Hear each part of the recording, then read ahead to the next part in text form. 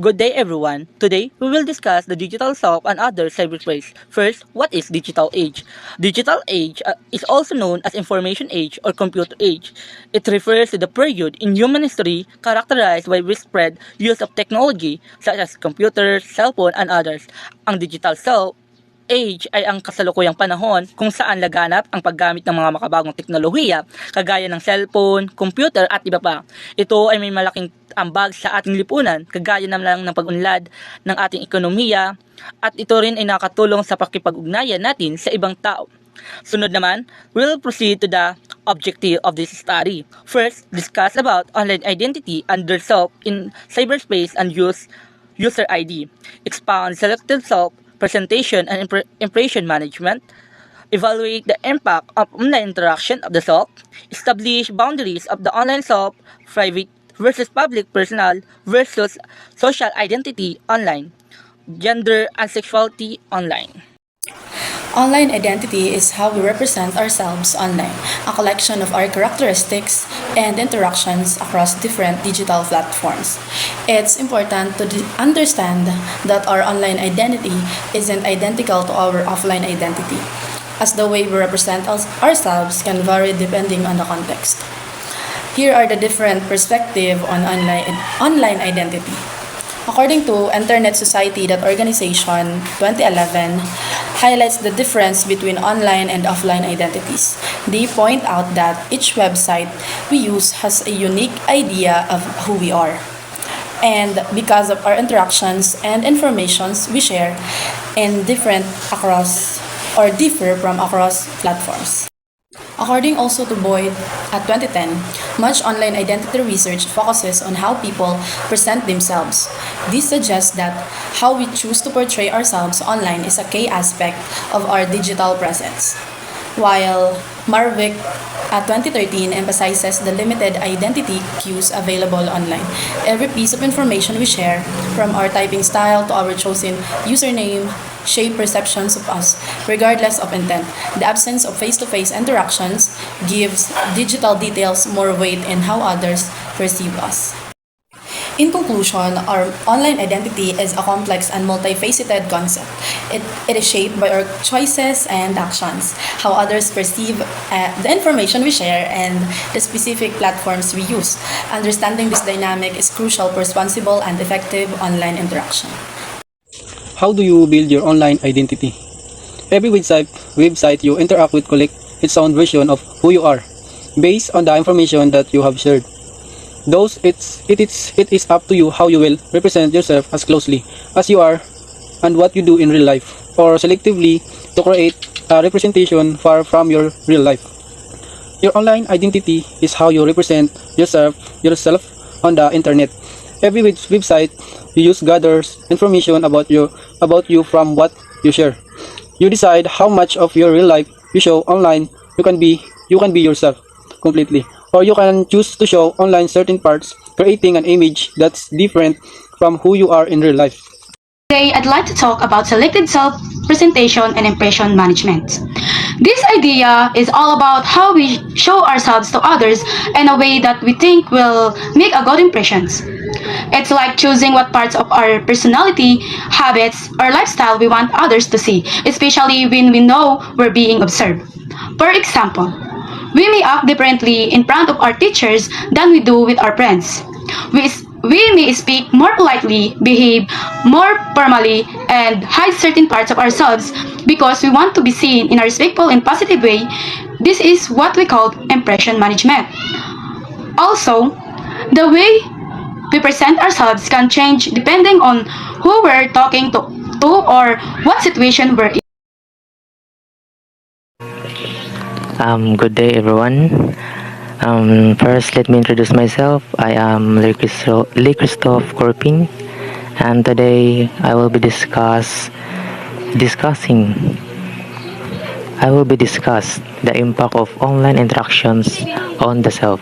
So, when interacting with other people, we automatically make inference about them without even being consciously aware of it. So, yes, for example, judging someone's personality based on their appearance. If someone is smiling or making eye contact, you might infer that they are friendly and approachable.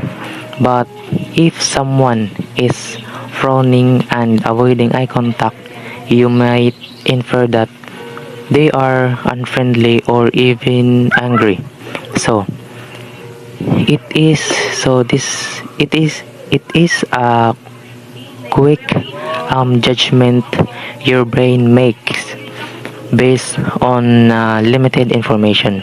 So yes, for just like in social media, in online interaction, um, while we are scrolling on FB or in any platform,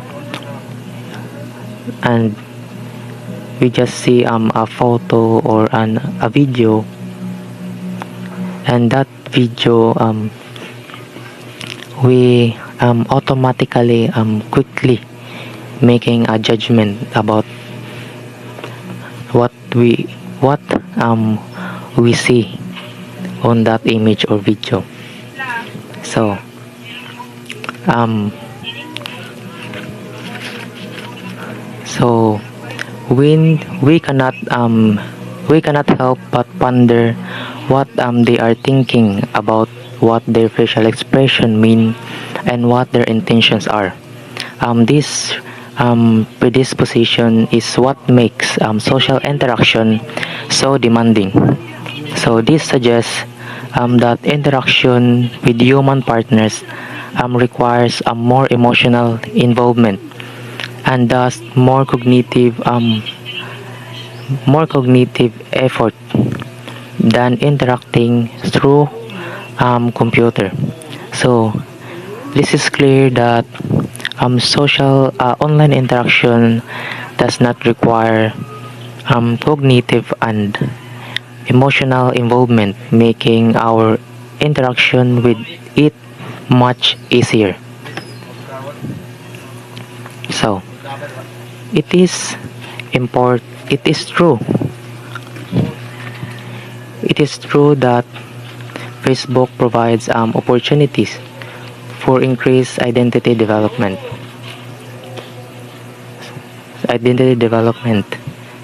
So yes, research suggests that young users reports increased self-esteem and general wealth. So the result from a 2009 survey of college students indicated that the heaviest Facebook users were also most satisfied with their lives and exhibited greater social and political engagement. So yes, Facebook can provide opportunities for increased identity self-development. It is a platform where users can express themselves and connect with others who share their interests and explore different aspects of their personality. So, however, online interaction cannot reveal our true feelings and can decrease people. Effects of online interaction. Merong dalawang effects of online interactions, which is positive and negative. So, the positive is social media. So, it spreads awareness and motivates people to take an action. Example, a student starts recycling campaign at school after learning about climate change on Instagram. Pangalawa, increase of self-esteem. Positive feedback through likes and share can make people feel appreciated and valued.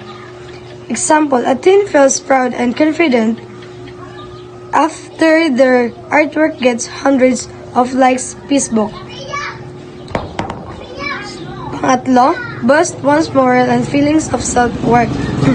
Support supportive comments, and recognitions online can lift someone's mood and make them feel good about themselves. Example, someone struggling with self-doubt feels encouraged after receiving kind messages on a post about their personal achievements. So, sa negative naman is extensive online engagement. Spending too much time online can lead to issues like anxiety, depression, or reduced attention span. Example, a person who constantly scrolls through social media feels anxious and disconnected from reality. Pangalawa, low self-esteem. Comparing oneself to others online can make someone feel inadequate or not good enough. Example, a teen feels insecure after seeing influencer with perfect lives and appearances. Pangatlo, more occupied in giving attention to social media. Excessive focus on social media because people to forget to or ignore their tradition or responsibilities. Example, a young person escapes family gatherings or religious events to stay online and post content. 5 changes emerging from our current digital age. Dematerialization. Things are disappearing right before our eyes. 4 functions of virtual consumption. First, stimulates consumer desire for both material and virtual consumption. Second, actualizes possible daydreams such as those who are of wealth and status by enacting them in video games. Third, actualizes impossible fantasies such as being a magician or space pirate with magical objects. Fourth, and the last one was facilities experimentation such as being a criminal in a video game. Sharing, uploading, downloading, sharing, etc. Provide free access of information through web suffering. Sharing example, file, module, and picture through Bluetooth. Co-construction of self. Our digital involvement is in social in nature. Co-construction of self, for example, yung sarili natin nasa social media na. Yung social media na naging nature natin. Nakanood na tayo ng nature sa social media kahit hindi ka na lumabas ng bahay. Distributed memory. New set of device and technologies for recording and archiving our memories. Distributed memory, hindi na lang sa brain natin nalalagay yung mga masayang moment natin sa buhay. Pwede na rin sa phone and laptop. That's all.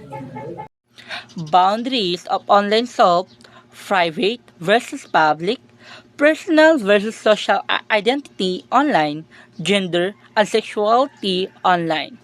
Setting boundaries to your online self o pagbibigay hangganan o limitasyon sa ating sarili sa online.